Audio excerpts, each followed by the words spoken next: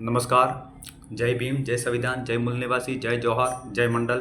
साथियों, काफ़ी समय बाद वीडियो बना रहा हूं और आज सभी देशवासियों को कारगिल विजय दिवस की हार्दिक शुभकामनाएं एवं 26 जुलाई 1902 को छत्रपति साहू जी महाराज कोल्हापुर राज्य के अंदर 50% आरक्षण लागू करवाया था, जो जाति आधार पर था।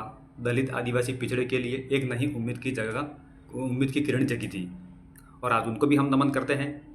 और आगे बढ़ने से पहले राजस्थान के झालावाड़ पिपलोदी गांव के अंदर सरकारी स्कूल गिरने से 7 बच्चों की मौके पर मृत्यु हो जाती है और 27 से ज़्यादा घायल हैं।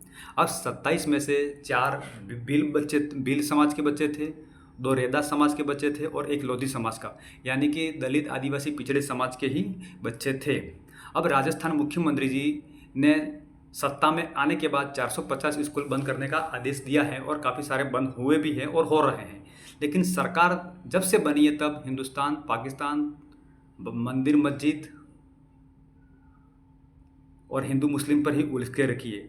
अगर ये छोड़ के थोड़ा समय निकाला होता तो आज ये बच्चों की नौबत नहीं आती। लेकिन देश में मर कौन रहा है? जो नाले बनाते हैं, सड़कें बनाते हैं, मंदिर बनाते हैं, जो खेतीबाड़ी करते हैं, जो कृषि करते हैं, जो मजदूरी करते हैं, जो 90% लोगों के बच्चे ही सरकारी स्कूलों में पढ़ते हैं और सरकारी स्कूलें बंद कराई जा रही है। जबकि उत्तर प्रदेश में 27,000 स्कूल बंद कराने के प्रस्ताव दिए गए हैं, जिसमें 5,000 स्कूल बंद करने के पारित हो भी चुके हैं, जिसमें 51 बच्चे से कम बच्चे हो इस स्कूल को बंद किया जाए। यानी कि 51 बच्चे और 27,000 स्कूल को बंद किया जाए तो 13 से 13.5 लाख बच्चे बेरोजगार होंगे या अशिक्षित होंगे। तो वो आगे जाके क्या करेंगे? या बदमाशी, गुंडागर्दी या कुछ वही काम करेंगे, क्योंकि शिक्षा से वंचित रहेगा तो वो व्यक्ति वही काम करेगा। लेकिन खास करके अभी मुद्दा बहुत गहरा बनता जा रहा है। झालावाड़ के अंदर जो घटना हुई है वो बहुत एक दुख देनी है, हम उसे निंदा करते हैं। लेकिन राजस्थान के मुख्यमंत्री भजन लाल जी शर्मा जी ने 5 शिक्षकों को निलंबित किया। उसकी वजह क्या है? उसमें 5 में ना तो शिक्षा मंत्री होंगे, कि ना मुख्यमंत्री होंगे, ना कलेक्टर होंगे, ना सांसद होंगे, ना विधायक। फिर इन 5 को निलंबित करने से क्या फ़ायदा? क्या वहाँ पर के डीएम साहब नहीं थे, एसपी साहब नहीं थे, तहसीलदार नहीं थे, उपखंड अधिकारी नहीं थे, विधायक नहीं थे, गांव का सरपंच मुखिया नहीं था? क्या उसने वहाँ जब से ये स्कूल का निर्माण हुआ तो कभी तो शिकायत की होगी? क्या मौके पर उन्होंने ये जाके देखा था? आज ये घटना होने के बाद ये सब बात सामने क्यों आ रही है? जैसे मुख्यमंत्री झालावाड़ में दौरा कर रहे हैं तो वहाँ की सड़कें बनाई जा रही है, यानी कि महोदय जी आएंगे तो सड़कें खराब नहीं रहनी चाहिए, उनको यहाँ चिंता है। जबकि स्कूल टूटने की कगार पे था तो उन लोगों ने कोई इस तरह से एक्शन नहीं लिया। ये बहुत बड़ी दुख देनी घटना है। और राजस्थान के मुख्यमंत्री जी ने 450 स्कूल बनने का प्रस्ताव दे दिया है, जिसमें 160 जितने तो सामने आए स्कूल बंद हुए हैं। ये एक बहुत बड़ी हमारे लिए विडम्बना है। लेकिन उसके आगे जाने से पहले हमें राजस्थान के देव विभाग प्रदेश में 54 मंदिरों पर खर्च करेगा 101 करोड़ रुपए और संभाग के 14 मंदिर का जीर्णोद्धार होगा। 10 मंदिर उदयपुर के भी खर्च होंगे, जिसमें 27 करोड़ रुपए खर्च बताया जा रहा है। अब सबसे बड़ी बात यह है कि जो धर्म का काम है वो उसके लिए वक्त करने वाले हैं। मैं किसी धर्म का अपमान नहीं कर रहा हूँ और किसी धर्म को टारगेट करना मेरा मकसद नहीं है। लेकिन शिक्षा, स्वास्थ्य, रोजगार ये मुद्दा सरकारों का है, मंदिरों का नहीं है। मंदिरों का तो मुद्दा उनका है कि जो धर्म के लोग हैं उनका है। लेकिन सरकार आए दिन मंदिरों में कर रही है, क्योंकि अंधजन रहेंगे, अंधभक्त रहेंगे, अनपढ़ रहेंगे तो वो मंदिरों की लाइनों में लगेंगे। शिक्षित होंगे तो रोजगार मांगे, या पूरी तरह से हमें समझा जा सकता है। और एक राम पुनिया जी प्रोफेसर हैं, इतिहासकार हैं, उन्होंने एक बात रखाई थी। जब देश आज़ाद हुआ तब लोगों ने कहा कि गांधी जी इस देश में कई आक्रांता सारे आए हैं, जैसे सोमनाथ जैसे कितने सारे मंदिर तोड़े गए हैं, उन्हें हमें जीर्णोद्धार करवाना चाहिए और हमें तो ही हमारी प्रगति हो गई।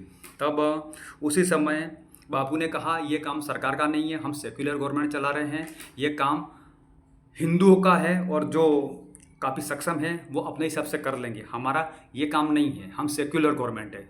किसी एक धर्म के खिलाफ करना या नहीं करना ये हमारा काम नहीं, ये धार्मिक लोगों का काम है। उसके बीच में जाके फिर डॉक्टर राजेंद्र प्रसाद जी ने कहा अगर मंदिर बन जाएगा तो उद्घाटन मैं करूँगा। तो फिर वही बात बापू गांधी जी ने यही कहा कि ये काम हमारा नहीं, हम सेक्युलर गवर्नमेंट है, ये नहीं करने का। फिर उसी बात को हम एक कोड देखा जाए तो नेहरू जी ने बागड़ाबाद, Hirakud, IIT, NIT, IIIT IIM, AIIMS, ISRO, school, college, universities, roads, अनेक तरह के ये संसाधन बनाए। तो आज हम उसमें पढ़े, मैं खुद उसमें पढ़ लिख के निकला हुआ हूँ। अगर ये वर्तमान सरकारें मंदिरों पर खर्च कर रही है तो 1947 से 1950 के बाद जो सरकारें बनी, अगर ये बीजेपी की सरकारें बनती तो क्या ये सब चीज़ें बननी मुश्किल थी? तो ये थोड़ा कठिन विषय लग रहा है, क्योंकि जब भी देखो तब धर्म की ही बात ली जाती है।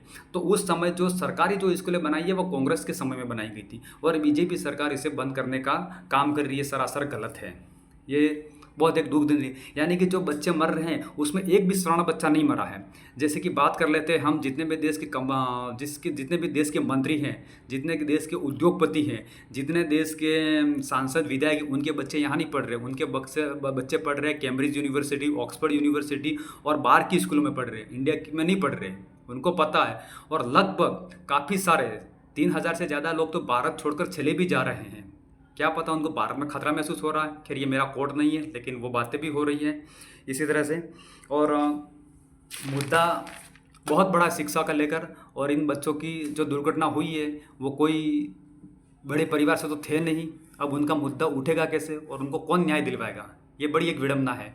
सरकारें उनकी हैं ना, तो कोई अभी जैसे कि राजस्थान में एक हाई कोर्ट में भर्ती हुई है। हाई कोर्ट में जो 7 जज बने हैं, 7 जज में से दलित, आदिवासी, पिछड़े समाज का एक भी जज नहीं है। सब 15% समाज, सवर्ण समाज, उनके 7 जज बने हुए हैं। अब देखा जाए तो एक तरफ तो हमारा स्कूलों में पढ़ रहे दलित, आदिवासी, पिछड़े के बच्चे मारे गए हैं और उनके ही बच्चे पढ़ रहे थे, उनकी मृत्यु हो गई। अब वहाँ उनकी आवाज़ कौन उठाएगा?